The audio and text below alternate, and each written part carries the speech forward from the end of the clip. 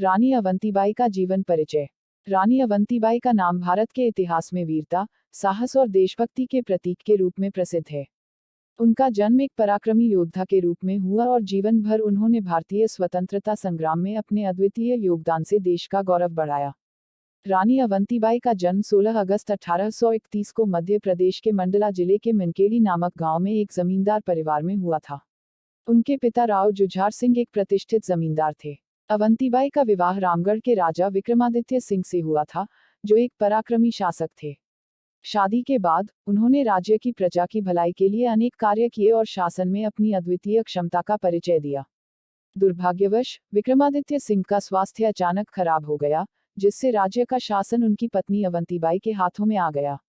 अंग्रेज उस समय भारत पर अपना नियंत्रण बढ़ाने के लिए अनेक रियासतों पर कब्जा कर रहे थे।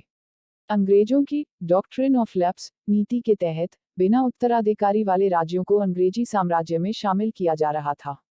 इसी नीति के अंतर्गत अंग्रेजों ने रामगढ़ राज्य को भी हड़पने का प्रयास किया, लेकिन अवंतीबाई ने यह नहीं सहा और अंग्रेजों की इस नीतियों का डटकर विरोध किया।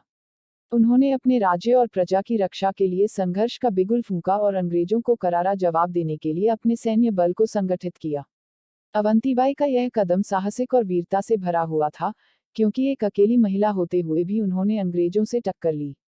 अवंतीबाई ने अपने राज्य की रक्षा के लिए एक मजबूत सेना का निर्माण किया और उसके नेतृत्व में खुद को एक कुशल सेनापति के रूप में स्थापित किया। उन्होंने अपने सैनिकों को न सिर्फ युद्ध कौशल सिखाया, बल्कि उनमें राष्ट्रभक्ति का जज्बा भी भर दिया। अवंतीबाई ने रामगढ़ के किले को मजबूत किया और राज्य के चारों ओर सुरक्षा घेरा बना लिया। 1857 का स्वतंत्रता संग्राम भारत के कई हिस्सों में फैल चुका था और रानी अवंतीबाई ने भी इस आंदोलन का समर्थन किया। अंग्रेजों के खिलाफ उनका युद्ध कुशल नेतृत्व का प्रमाण था। उन्होंने मंडला जिले में अंग्रेजी सेना का मुकाबला किया और उनके खिलाफ कई वीरतापूर्ण युद्ध किए। रानी अवंतीबाई ने अपनी सेना के साथ मिलकर अंग्रेजों के छक्के छुड़ाए और अपने राज्य की सीमा की रक्षा में पूर्ण समर्पण के साथ लड़ाई की। एक बार जब अंग्रेजों की सेना ने रामगढ़ पर हमला किया, तो रानी अवंतीबाई ने बड़ी ही बहादुरी से इसका सामना किया। उन्होंने अंग्रेजों को अपने क्षेत्र में घुसने नहीं दिया और कई बार अंग्रेजों की सेना को परास्त किया। रानी अवंतीबाई ने अपने देश की स्वतंत्रता के लिए संघर्ष करते हुए किसी भी तरह की समझौता नीति को नकारा। रानी अवंतीबाई ने अपने अंतिम समय तक अंग्रेजों के सामने घुटने नहीं टेके।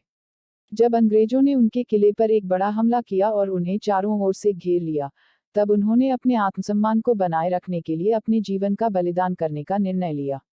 20 मार्च 1858 को उन्होंने अपनी तलवार से वीरगति को प्राप्त किया। उनके इस बलिदान ने न सिर्फ रामगढ़ राज्य की जनता के दिलों में अमिट छाप छोड़ी, बल्कि पूरे देश में स्वतंत्रता के लिए एक प्रेरणा का संचार किया।